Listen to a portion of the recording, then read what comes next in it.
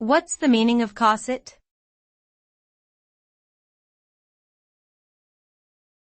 Cosset.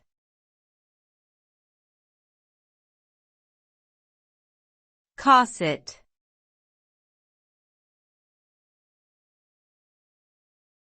Cosset.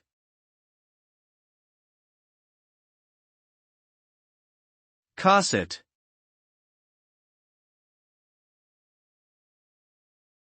The word cosset means to treat someone or something with excessive care or attention, often to the point of spoiling them.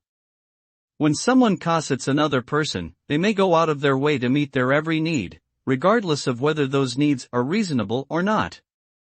This can lead to a sense of entitlement in the person being cosset, and it can create an unhealthy dynamic in relationships. In general, cosseting is seen as a negative behavior that can hinder personal growth and development.